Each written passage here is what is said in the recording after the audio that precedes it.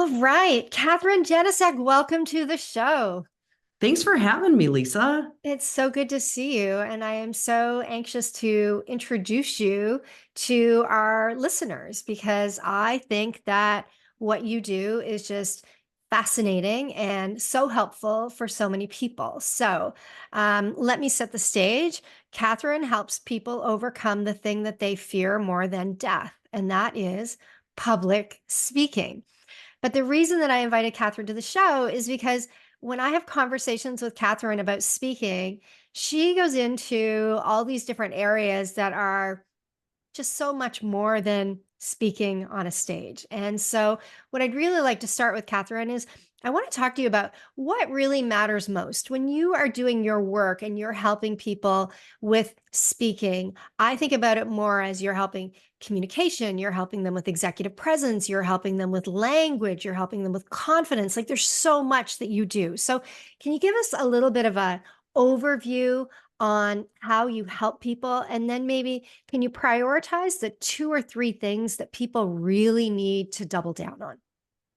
Absolutely. We help with the messaging. So the actual words that are coming out of someone's mouth, which we all think is the most important thing, but it's really not because it's only really our communication to somebody one-on-one or one to thousands is really just 7% is the messaging they found in these landmark studies. And then we also work on the voice or how your voice, how what you say sounds, right? Mhm. So it's not really, it doesn't really all just matter what you say, but how you say it. And you know from how you feel when you're in the room when someone's speaking to you, what they say can sound very different if they say it in a different way, right? So there's a big chunk of what we do is your voice and your breathing and how you actually deliver those words. And then the other chunk that we work on, or one of the other chunks, is body language. So your posture, how you walk into the room, how you sit in the chair, how your eye contact. Are you making good eye contact with the viewer, with the listener? But I will say the most important thing, you can work on all of those things.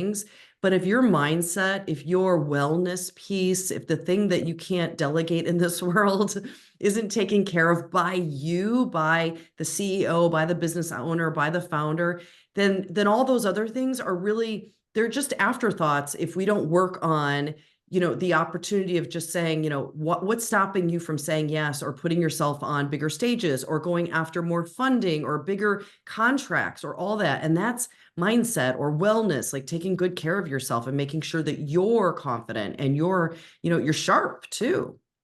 I think that's such an important point. I remember years ago, somebody I knew was going to be speaking at an event and they asked me for advice. And one of the things that I told them to do was go buy something new to wear and buy something that made them feel like $1 million.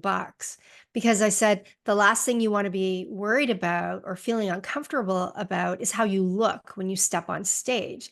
And so to me, that's a really small thing, but it's a really important thing because if you feel like your pants are too tight or your top is too low cut, or if something just isn't fitting well in your how you're wearing yourself, your clothing out onto the stage, it can trip you up in so many other ways. Absolutely. Women speaking on a panel when they all of a sudden are thrown on a bar stool, for example, Mhm. they should be only focusing on the game, which is what are they saying? How are they communicating with the other panelists? Are they making good eye contact with the audience? Are they saying great things? Do they feel awesome? Are things just coming into their head where, are they on their game? They're not going to be if they're constantly pulling down their skirt or going, gosh, I should have worn stockings or whatever it is. I, it's a man thing, it's a woman thing. If you don't feel great in your clothing, that will be the dominant thing, and it shouldn't be. I Yeah, love it, exactly. like having a stylist on our team, because I feel like when I step out, things have been blessed by someone much smarter than me when it comes to colors and wardrobe and fit. Same thing with makeup. It's like spend the Mhm. extra $200 if you're doing a big stage presentation to have someone do your makeup. Men too, because you don't want to look like you're nervous and sweaty. You want to have some kind of blot or, translucent powder or something. So you're not getting some shininess from the lights. But we have to make those steps because then you will feel great. Just like working out that morning. You've Mhm. got to do all this stuff to make yourself feel great so you can be on your A game on stage with the right words. Yeah, absolutely. It's unfortunate that women are judged so harshly by their presence in comparison to men. You see successful keynote speakers who are men that show up in jeans and a t-shirt and a ball cap and they get a hall pass. And yet, if a woman walked on stage dressed the same way, she would have to work 10 times as hard to get approval from the audience and buy-in from the audience because everyone would be judging their presence. So, how do you help women reconcile that when you're coaching them on their overall appearance when they're doing any type of public speaking, public presentation, media, interview, things like that? First, it's not fair, right? I tend to tell people I didn't make the rules, but I want to help you. I want to help protect you so we can play by the rules, like these unsaid rules. Like you said, a woman can't get on stage normally with jeans and a hoodie or but I mean, sometimes, we see very wealthy founders in like basketball shorts and great tennis shoes. Now, do they spend a lot of money on that hoodie or whatever it is? Yeah, but it doesn't matter. It's like they can live in quite comfort and we're still expected to wear a heel on stage, right? And I Mhm. went through this last year because I was dealing with immense foot pain and I wanted to just get away with wearing a tennis shoe.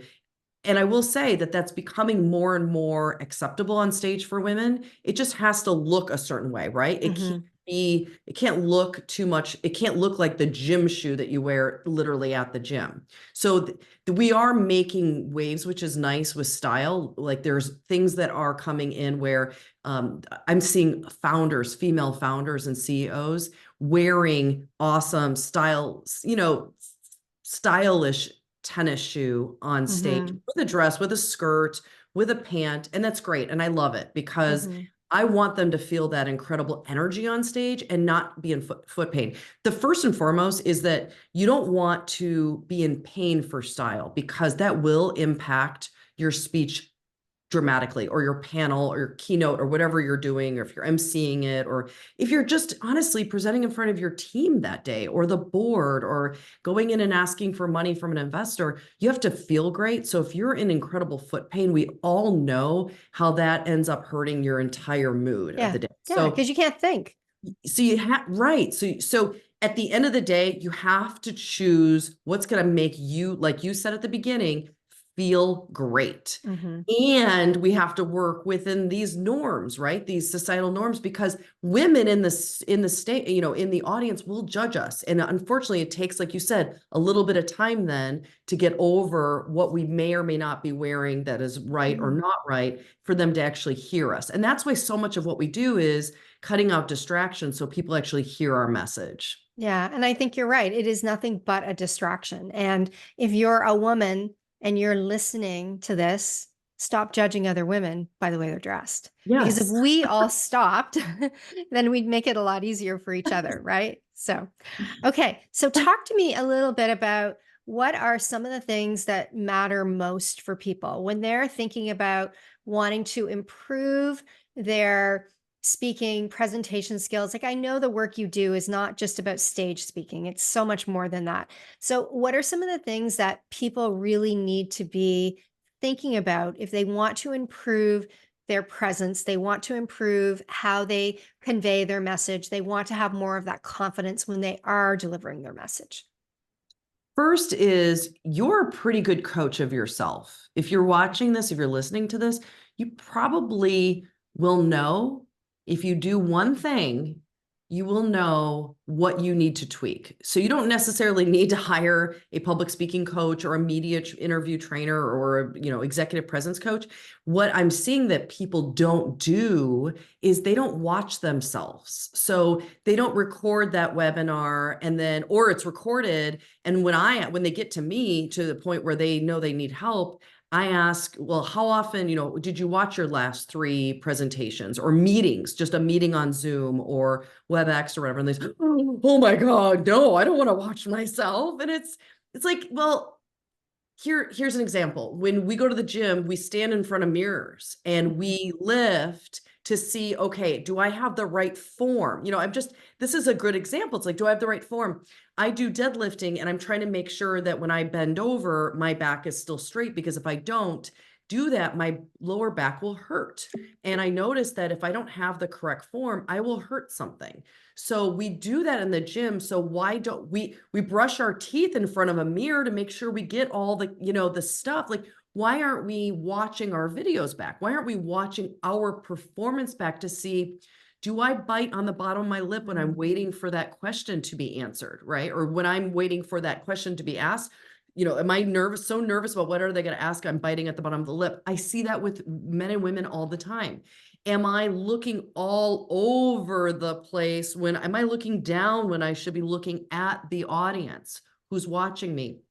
Is my hair, does it look disheveled like I just woke up? Do I need a little bit more color on my cheeks so I look healthy and hydrated? Do I need a highlighter? Do I need to drink more water because my skin looks really dry? Because we know from research that if you don't look like you take care of yourself, you won't look like you can take care of other people. You Mhm. got to look like you cross your T's, you dot your I's, so you can go, yeah, my company is going to be able to take care of your $100,000 contract or whatever it is that you're going for. If you don't look like I have to repeat it, if you don't look like you can take care of yourself, you just won't look like you can take care of that person you're talking to. And it could Mhm. be your employees, right? They want to feel like you're taking, subconsciously, they need to know you're taking care of yourself. So we have to record ourselves, and then we have to take that painful, for some people, step to watch yourself, because I know you will be able to correct things if you see what needs to be corrected. It's great I advice. Yeah, I record myself, our videographer, when I'm speaking on stages, because I was noticing that I was getting kind of that hunch. I'm in my late 40s and I was a little bit hunched over, and I'm like, gosh, I don't want to look like that on stage. I want to look completely erect and like good posture. I'm no ballerina. I'm for sure a normal person, but I want to look like I stand up straight and that I feel good about myself and that I feel like I have self-worth. That's what I want to portray to my audiences. So when we're hunched or have our shoulders slouched and all that, that sends a message. So you want to Mhm. catch that stuff on video, and catch it now. Like, literally start watching yourself today, because you can make great strides next week, tomorrow, the next minute. So that is what we can all do, is watch ourselves. The other thing you learn from watching yourself is you learn what filler words you use when you're speaking. I remember being in the car with my dad when I was a teenager. I was in grade 13, and my dad said, "You say and you know way too much. It makes you sound like you're not educated." And I felt like he just threw cold water on me, and I was very offended, and I eradicated those words from my language. And when I am on a call, even with my team, if there is someone on the call who's using the word too much, I actually get distracted from the message and start counting the number of times they say And the only reason that people use the word is because they're they're not comfortable with a pause in their communication. And so they're using it as a filler word, and it starts to sound terrible. So when you watch yourself back, not only can you see your posture, can you see how your appearance comes across, your energy, and all of that, you can also pick up some of those language nuances that you may want to eliminate. I think that's great. I'm going to get my Yeah, team to do that. you may find that you speak so quickly and you're running out of breath, right? And a lot of people, it's more so found in more junior people, where they're nervous, right? They're nervous in the room and they want to make sure that everybody knows that they're so smart. So they want to talk so quickly and get it all out. I want to make sure that everybody hears me, and they don't sound like the expert. We see that also in men and women, even in their 40s and 50s. And that is just an ingrained thing. But if we can catch it early, boy, I'm telling you right now, when I am able to train someone who's in their early 30s, late 20s, I know we've changed the trajectory of their career, because the fact, we had similar fathers in that. My dad, it was like the 90s was very much, we were constantly saying like, and at the kitchen table, he said, my father was not as kind as yours. He said, y'all, you sound really dumb. Like, he just said that. But I needed, maybe it could have been presented in a little better. My dad pretty much said the same thing. You sound really uneducated. Come on, let's call it My what it dad is. said dumb. But in my Mm. father also was the guy who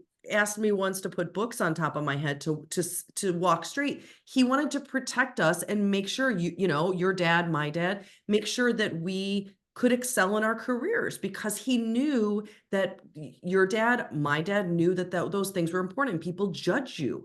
We have clients who come to us specifically because of filler words. They have they have double board certified, PhD, MD, and they want to be on CNN and not just local news, but they know they've been told you sound dumb, or you sound flaky or ditzy, or like you're not the expert when you have all those filler words. And we just literally work on that. And it's like you said, getting used to the pause, closing your mouth in between sentences.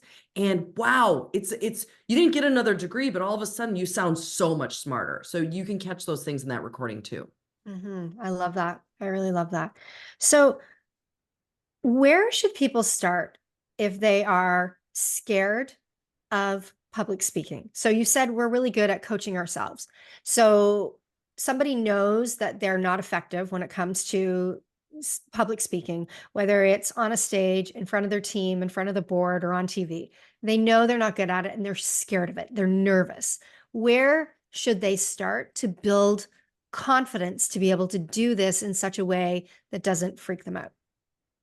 They're not going to get any better or more confident by just getting better at their day-to-day job. They have to, you don't get more confidence not doing the thing. So they have to absolutely take some of the smaller stuff, like maybe they go out and speak. I'll tell clients, if you're on the HOA for your condo or home, or if you're a member of any community, church, your kids' schools, anything, a club, take opportunities to get a role that needs some public speaking, right? Or volunteer yourself to go and educate at a women's group or a men's group or whatever, and say, I just want to come in and talk about finance and whatever it is that is your industry, because you have to get some of those smaller hits in and under your belt in order to be able to perform when somebody, asks you for a bigger stakes kind of presentation.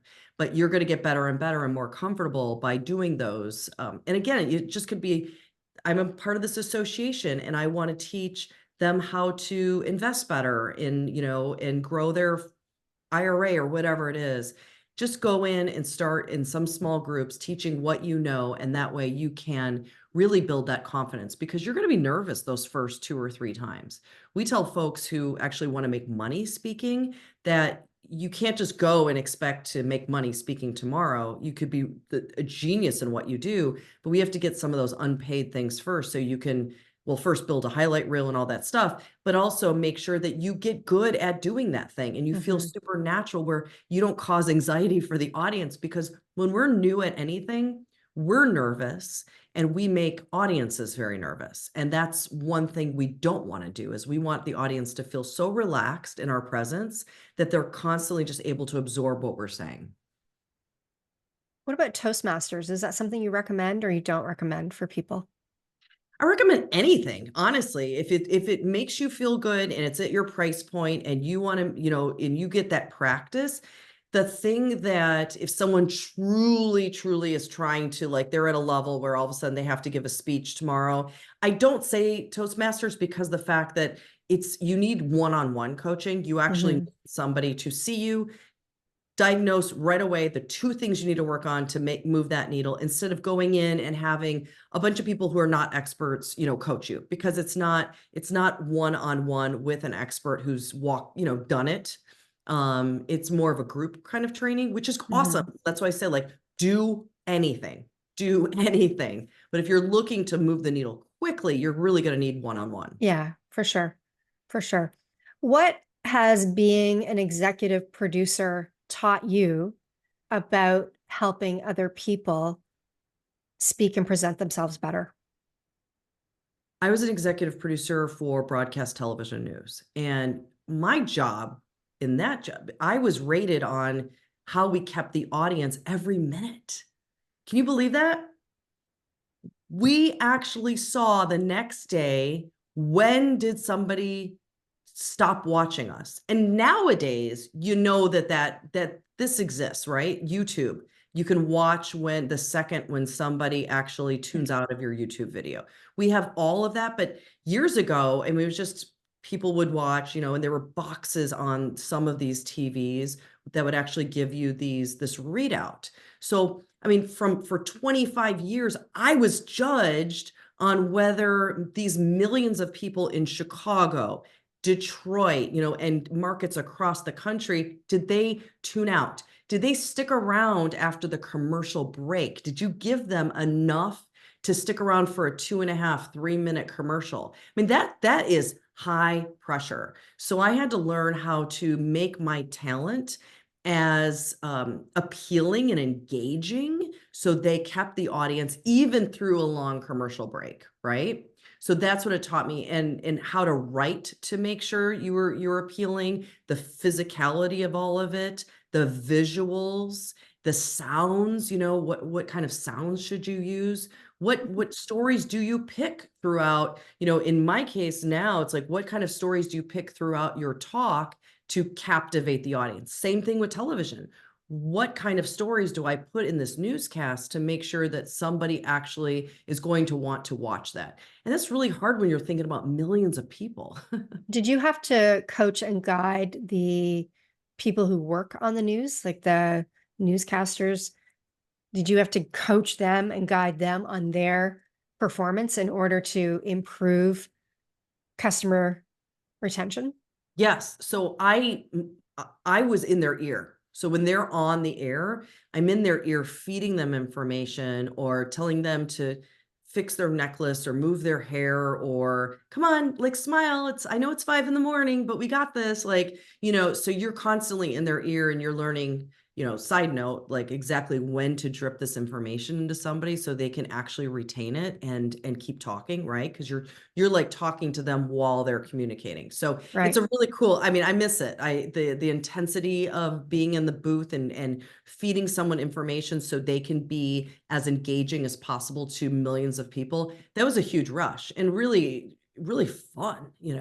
But absolutely, like I coach the talent in small markets and very large markets, television markets, coach the reporters, and then you're coaching the writers and the producers on Mhm. how to choose certain stories that are going to captivate audiences and how to write a lead sentence to captivate audience and a closing sentence and a tease to get people through the commercial break. So you're coaching the talent and you're coaching all the writers. So that's why my background in TV has been really beneficial in what I do on a day-to-day basis. What made you decide to start your business? I Why was did you get out of TV and do this?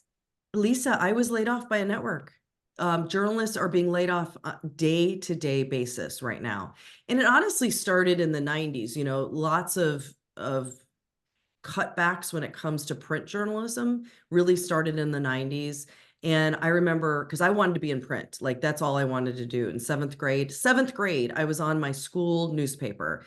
And in the high school, years, I was the editor of, the features page, and then I did the news editing. So I was really print.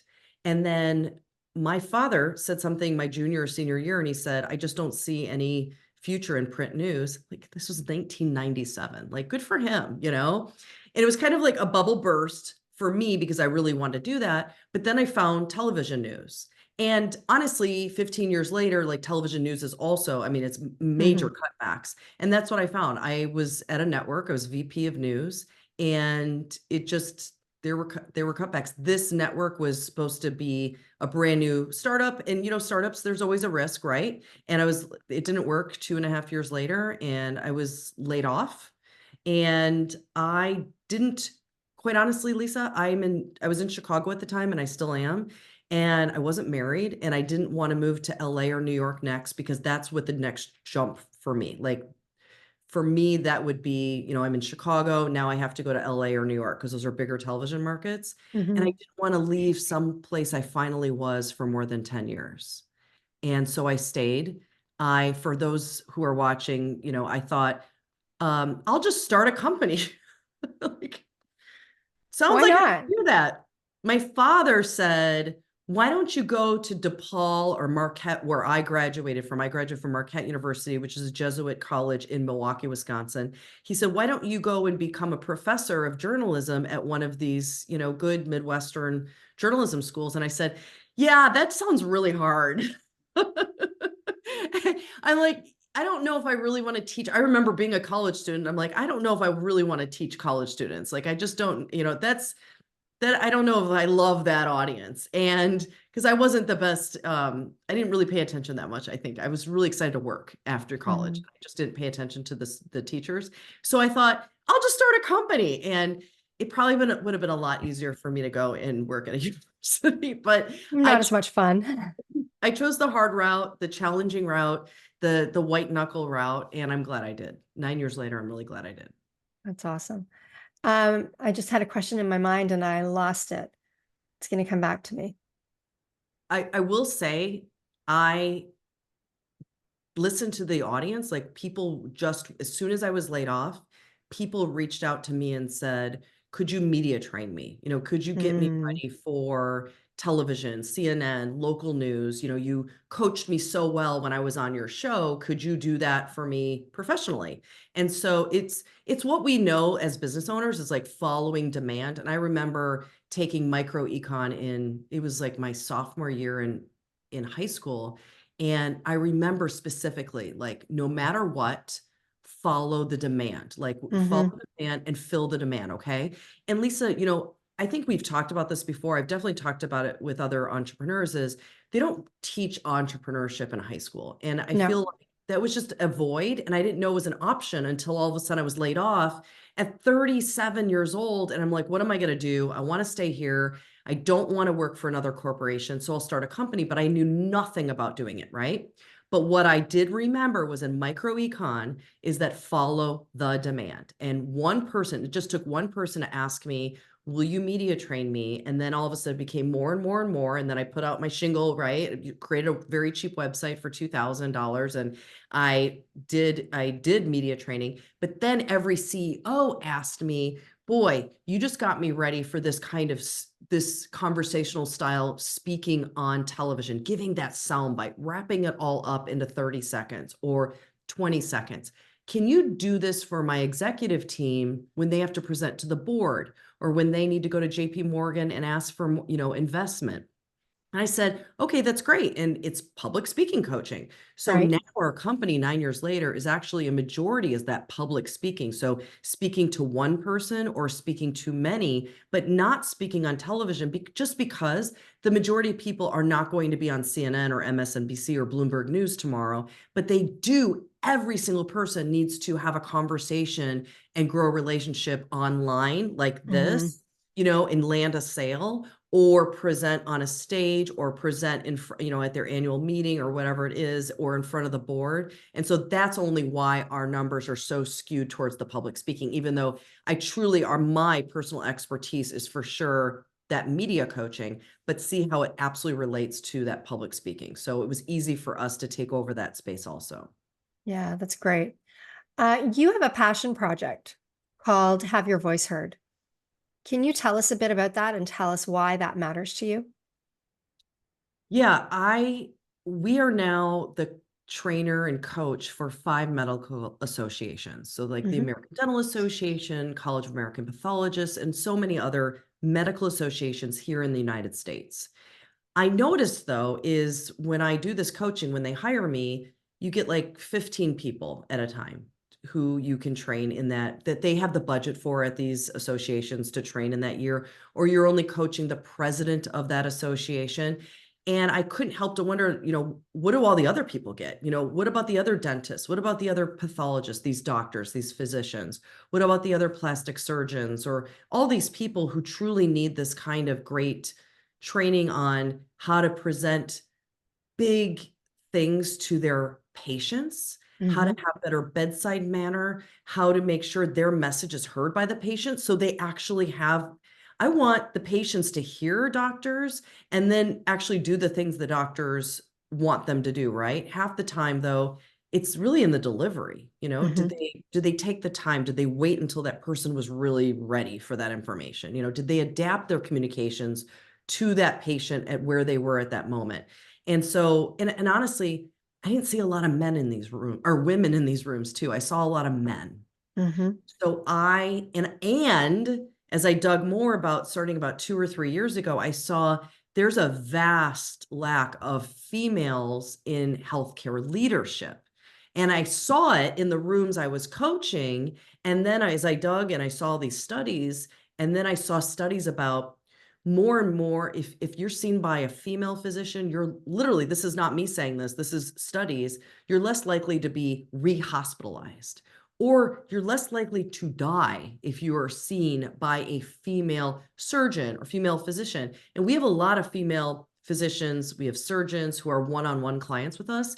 And that's the reason why I started digging into these studies, because I was just shocked that these numbers actually exist. So we created Have Your Voice Heard to be a very approachable way to get coaching. It's a group coaching model. It's priced really lovely where anyone can afford it, even if you're still paying off school loans, and you will be paying off, these heavy medical school loans for years to come. Mhm. I wanted to price it at a point where it's not going to gouge them, and they're going to still get all the value that they need to get, and so they can move up, or they can just be, maybe become president of their medical association, or the dean of their college, or the department head. Like, that's what I want to see. Or the chief medical officer. We coach so many female chief medical officers now, and I'm like, oh my God, this is like a dream to have, be moving the needle there. But Mhm. that's what Have Your Voice Heard it fills that need where we can really pour into these females in healthcare to help them with the leadership skills that they need to move up inside of healthcare. I think it's so amazing that you do that, because even in the tech industry, you see there's way more men in leadership roles than women. And I think sometimes it's because we don't know how to make our voice heard. We don't know how to assert ourselves. I've always been that kid in class, that wasn't afraid to speak up. But a lot of women just sit there and they don't say anything because they don't know what to say, or they don't know how to kind of interject into the conversation when somebody else is taking over. And so I think it's a really important thing that you're doing. I think it's great. Yeah, and that confidence piece, that there are a lot of people who are just paying women less, right? Mhm. They're just paying women less, right? There's also a piece where we aren't coming to the table and asking for more. Absolutely, 100%. We're So, and accepting less. we're accepting it. And I will never blame the victim. The victim is a female who's making half or, less than a man. I get it.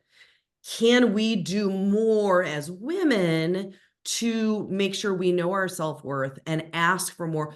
I remember I didn't know what a television executive producer should make in Memphis, Tennessee, for example. And so my mom helped me write a script, and I tried to do some research and stuff. She showed me how to write a script, because back then it wasn't, interviews weren't on Zoom. I could look down at a script and be on the phone, because it looked like that, Yeah. and make sure I could actually, okay, if he says this, I'm going to say this. Like, I wrote a negotiation speech script at 23 years old because my mother was coaching me, because my mom was a working woman where she could tell me exactly, what to ask for. So many women don't have someone to tell Mhm. them, okay, if he says $100,000, you're going to ask for 130, or can we get north of that? I was really looking at like north of 100, whatever, all those words we can say. So we're not saying more, right?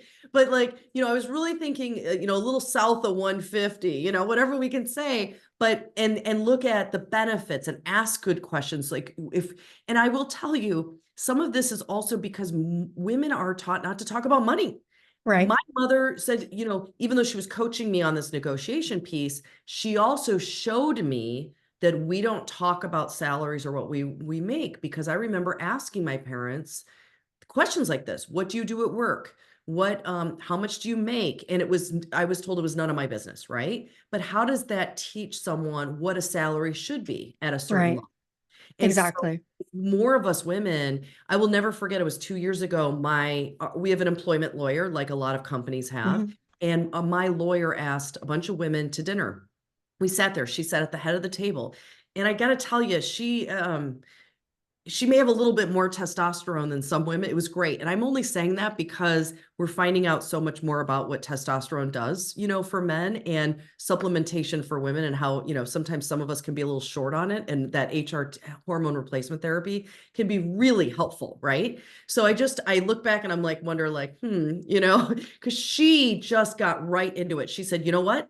None of this other chit chat from now on, the rest of the night, we're going to start talking like men. Let's talk about how much money are you expecting to have in your portfolio by the time you retire? And no one talks like that at dinner parties with Yeah. women. And she set a bar so high. And mind you, she's a lawyer, she has a big firm, but then I love it.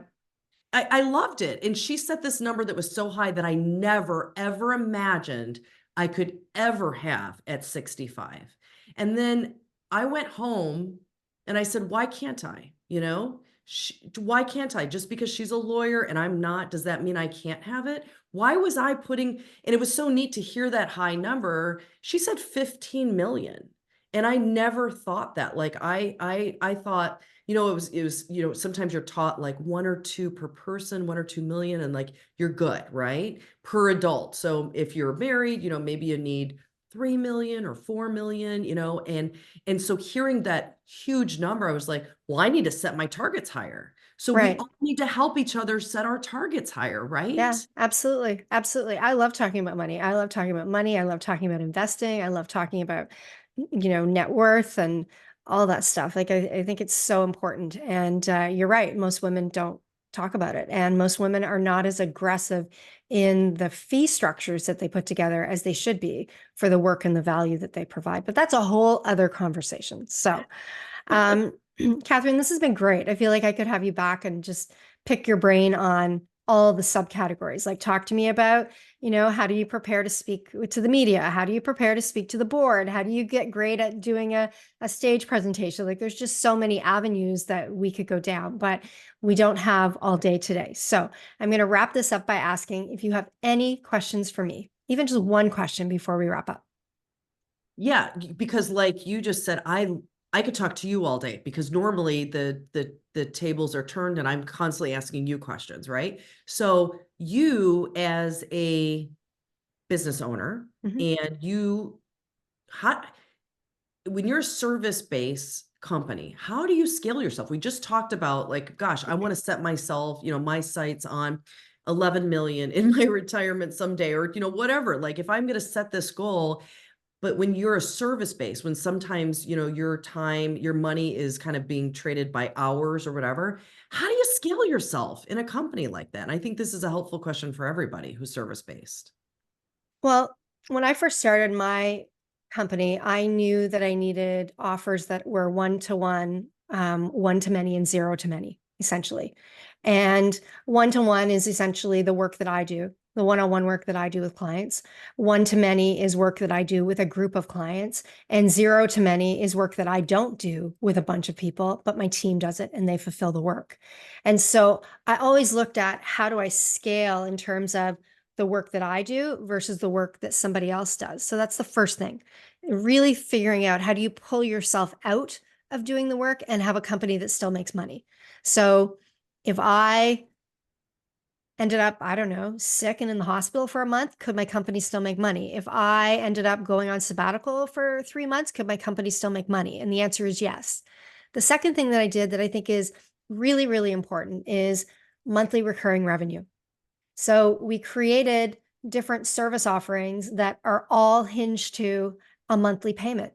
And clients invest in working with our team. I have a client that's worked with us for over a decade.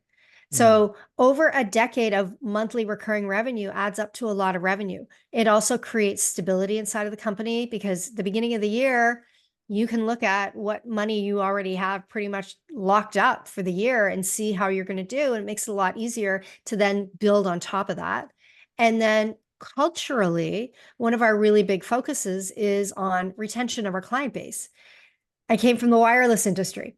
And in the wireless industry, that's a key metric for the street. You are evaluated based on your churn rate. And so if you're losing too many customers, your stock value goes down. So I thought, well, why can't I run my business the same way and focus on retaining my customers, delivering really great value and retaining those monthly recurring revenues for as long as I possibly could. And so that's how I have really scaled my company. And I've built 3 businesses that have done over 7 figures now. And that's all my philosophy has always been, what do you do to keep your existing base of customers happy? Because if you keep your existing base of customers happy, they continue to do business with you. And sometimes there's a cost associated with that. Sometimes things go sideways. And when they go sideways, do you do what you need to do to turn things around? And sometimes that means that you'll have a month where that particular customer isn't profitable because you have to go above and beyond to make things up to them. But when you look at the long game, if that customer stays with you for 5 years or 10 years, like the one customer that we have, that's a lot of money. And so to me, that's the best way to scale is, first of all, figure out how to make your company make money without you.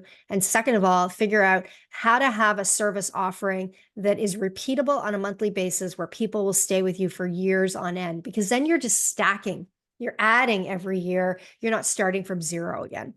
Great. Great advice. Thank you. Yeah, great question. I love that question. Well, Kathryn, this has we been all great. need. Yeah, we do. We all need to learn the tricks from each other. What is it that we've done and how do we scale up? I was talking about this actually on a podcast that I recorded with someone the other day, and we were talking about pricing. And I said, when I first started, I believed that I should triple the price. So if it cost me $100 to fulfill something, I should charge 300 for it. And then I started reading books and I realized that guys 5x everything. Mm, And so I thought I was being aggressive by 3xing it. But then I started to learn that most men use a multiplier of 5 in their wow. business. And so I'm like, well, I need to change that. I need to start looking at what I'm doing. Yeah, I'm gonna write that down. The other thing I learned is the true cost of an hourly employee. So the true cost of an hourly employee is not what you pay them. It's Right. what you Right. pay them divided by the total number of billable hours that you bill them out at. And there's a Yeah. big difference there, because when they have stat holidays and they have PTO and they have sick days and they are doing email, those are all hours that you're still paying for, but they're not generating revenue. So you have to break down what the true cost on an hourly basis of your employee is in order to be able to charge the right way. Otherwise, you're always going to be charging too little. So Amazing. Thank there you for you that go. too. There's a couple of things. Well, this has been great. Thank you so much, Kathryn. Will you come back and talk to us again? Absolutely. Thanks for having me on. This is Okay, fun. let's do it again. Let's do it again. Guys, I am going to put all of Kathryn's links in the show notes so that you can find her and find her team. She also releases videos on a regular basis. You can find them on YouTube or on her mailing list or on Instagram that give really short, impactful tips on how you can improve your presence, your presentation, your speaking, all of that kind of stuff. So I will make sure that you have access to all of those things. And thank you so much, Kathryn, for being here. Thank you. Thank you.